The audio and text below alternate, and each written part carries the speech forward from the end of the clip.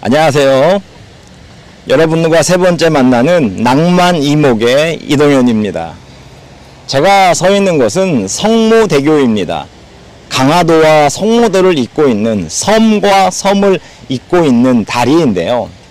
저는 이곳에 처음 와봤습니다. 여러분 혹시 기회가 되신다면 이곳에 오시면 볼거리, 먹을거리가 참 많습니다. 우리 한반도는 삼면이 바다로 둘러싸여 있어 반도라고 말을 합니다. 그러나 실제적으로는 북한이라고 하는 나라가 북쪽을 막고 있어서 큰 섬과 같이 살아가고 있습니다. 여러분들 우리나라 섬에 대해 얼마나 알고 계십니까? 우리나라는 세계에서 4번째 섬이 많다고 하고요. 2010년 자료에 의하면 유인도가 462개, 무인도가 무려 2876개라고 한다고 하네요. 동쪽의 끝은 외로운 섬 하나 독도이고요. 서쪽의 끝은 서해의 독도라고도 불리는 태안에서 55km나 떨어져 있는 경렬비열도라고 합니다. 마치 기러기가 열을 지어서 날아가는 모양이다 해서 지어진 이름이라고 하고요. 그리고 우리의 최남단은 맞습니다. 마라도, 그리고 최북단은 38선입니다. 어서 빨리 우리 북쪽이 열려 대륙과 이어지기를 바랍니다. 오늘 저와 여러분이 함께 나눌 이야기는 바로 섬에 대한 이야기입니다. 우리 다 함께 섬으로 들어가 보도록 하겠습니다. 우리는 많은 섬들을 가지고 있는데요. 그 섬들마다 참 아름다운 이름을 가지고 있습니다.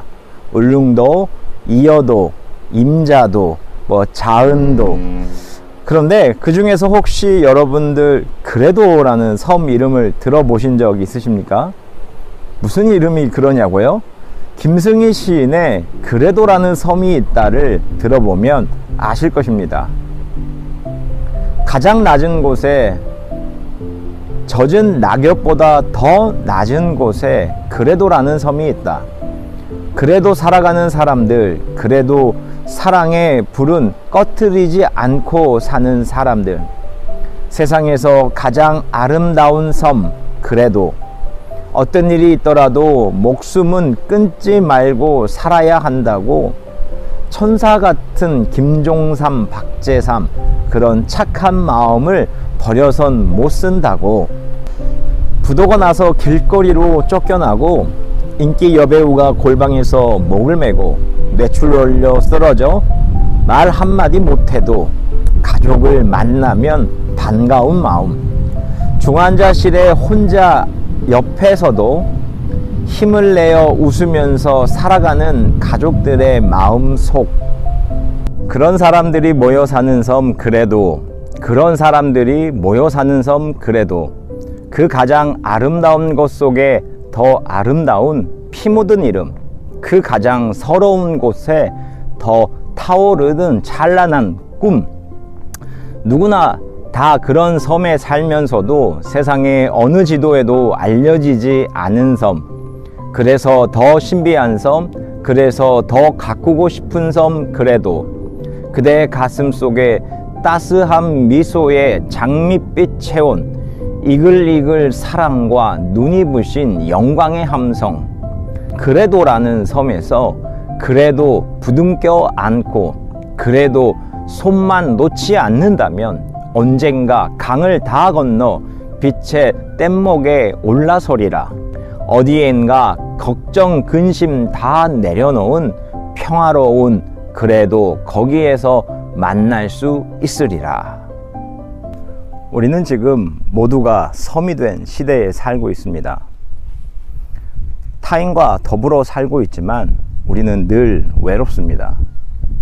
거기에 더해 누군가는 희망조차도 외로워 잃어버린 시대라고 말을 합니다.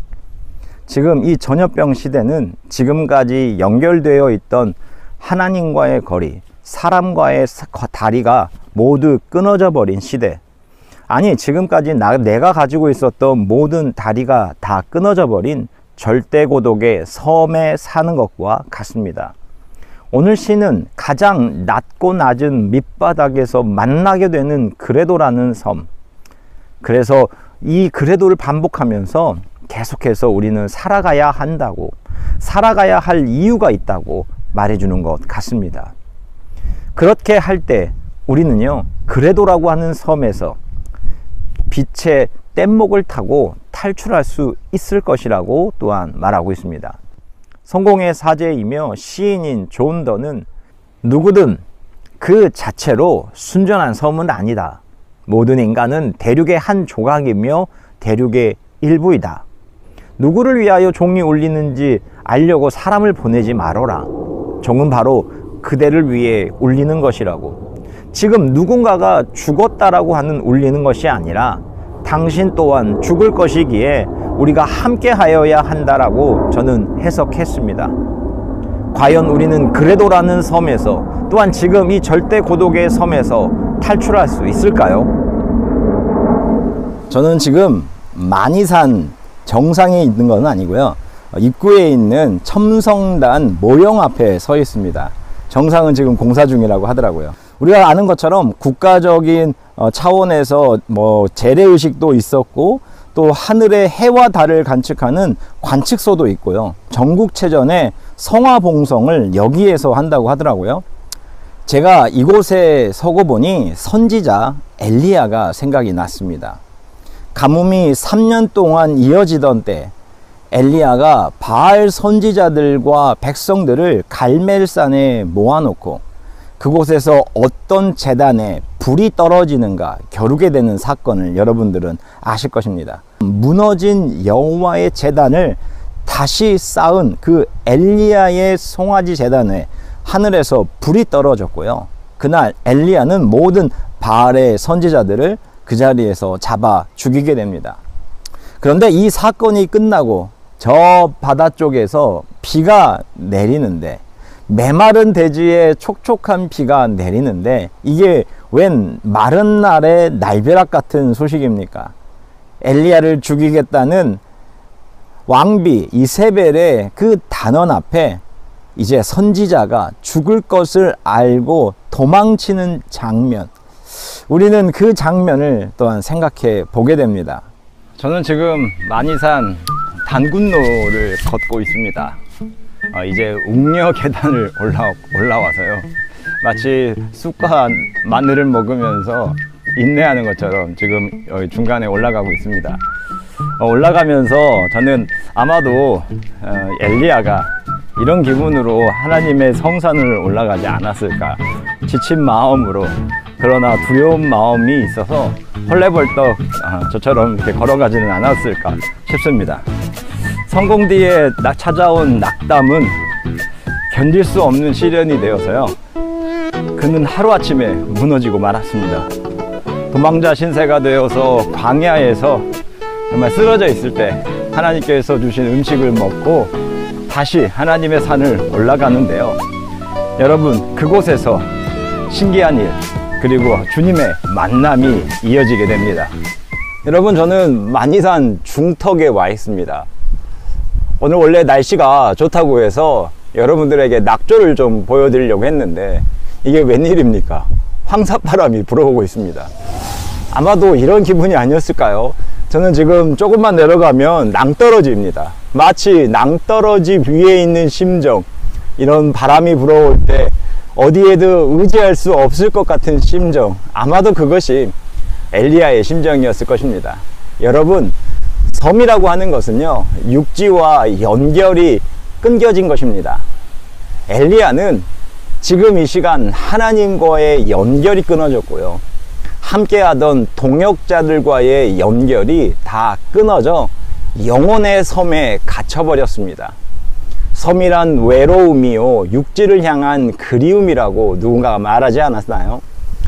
그러나 그는 할 수 있는 것이 아무것도 없었습니다. 정말 아무것도 없었습니다. 한민복 씨는 섬이란 나라는 존재가 작고 또 보잘것없는 것을 알게 되는 아름다운 순간이라고 우리에게 말을 하고 있습니다. 어느 순간 엘리야에게 조용한 음성이 들려옵니다. 엘리야야, 너는 여기에서 무엇을 하고 있느냐? 성경 열왕기상 19장 14절, 엘리야가 이렇게 대답을 합니다. 나는 이제까지 주 만군의 하나님만 열정적으로 섬겼습니다. 그러나 이스라엘 자손은 주님과 맺은 언약을 버리고 주님의 제단을 헐었으며 주님의 예언자들을 칼로 쳐 죽였습니다. 그리고 이 대목이 매우 중요합니다. 이제 나만 홀로 남아있는데 그들이 내 목숨마저 없애려고 하고 있습니다. 그는 어느새 두려움에 스스로가 육지와의 모든 연결점을 끊어버렸음을 인정하고 있습니다. 스스로 만든 고립 속에서 세상과 하나님 그리고 나 자신으로부터 분리되어 벌벌 떨고 있었던 것입니다. 그때 들려오는 하나님의 음성, 그 음성이 나라고 하는 섬에 놓여진 다리가 되어서 엘리야는 하나님과 연결되고 그리고 하나님의 명령에 따라서 수많은 사람들, 사역과 연결되어 자신과 연결되게 됩니다. 자, 이제 정상으로 올라가겠습니다.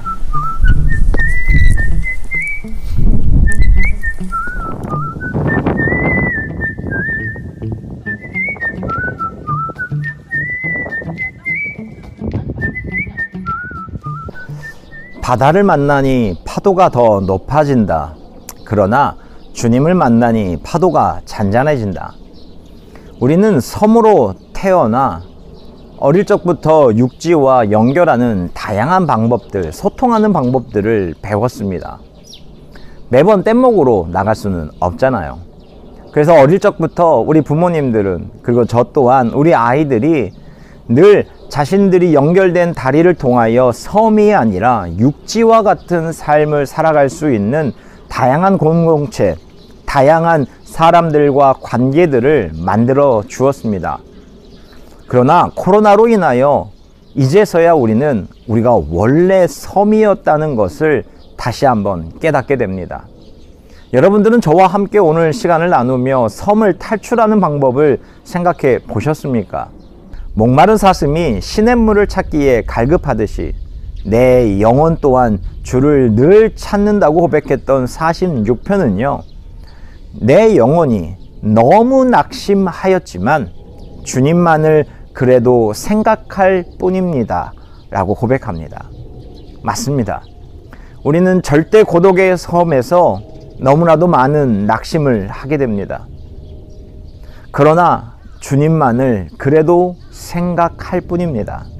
어떤 상황과 장소에도 그래도 주님만을 생각하고, 그래도 주님께서 나에게 주신 사명을 생각하고, 그래도 함께하는 동역자들을 생각하면서 우리는 섬과 섬으로 살아가는 것이 아니라 서로 연결되어 있는 주 안에서 하나가 되는 다리와 같은 주 안에서 하나가 된 육지의 삶을 살아가시기를 바랍니다.